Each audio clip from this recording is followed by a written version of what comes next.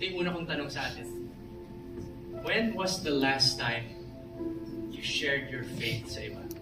When was the last time you shared Jesus? When was the last time na sobra kang excited sa ginawa ng Panginoon sa buhay mo? Tapos, share mo yun sa, sa asawa mo, sa pamilya mo, sa anak mo, sa kaibigan mo. When was the last time?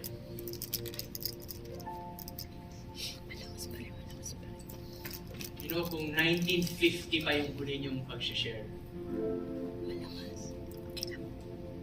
it's time to go back to the Lord. Because sa Panginoon, laging fresh, laging bago.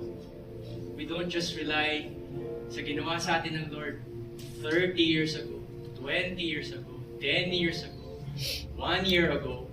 Every day, if you're walking with the Lord, He will do wonders sa buhay mo.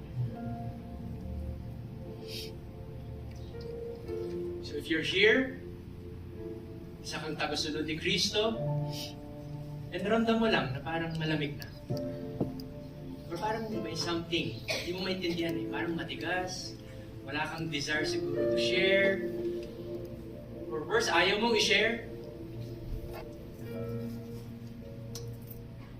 Ask the Lord, Lord, search my heart.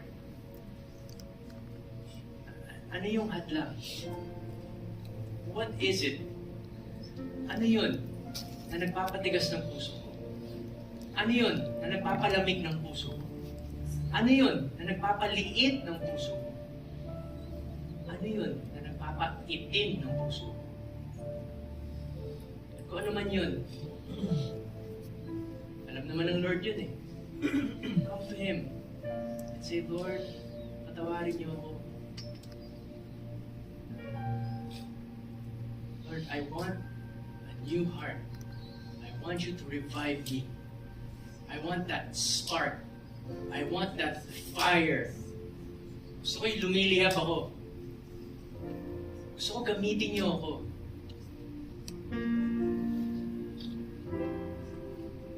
Lord, ayoko nang maging Kristiyano every Sunday. Pangalan lang, sa birth cert lang. Pero hindi nakikita sa buhay ko. If that is you, come to God. Nandito po siya. He longs to welcome you home. He longs to draw near. And He will come. If you welcome Him, He will come. He comes where He's wanted. Kung gusto mo ang Panginoon,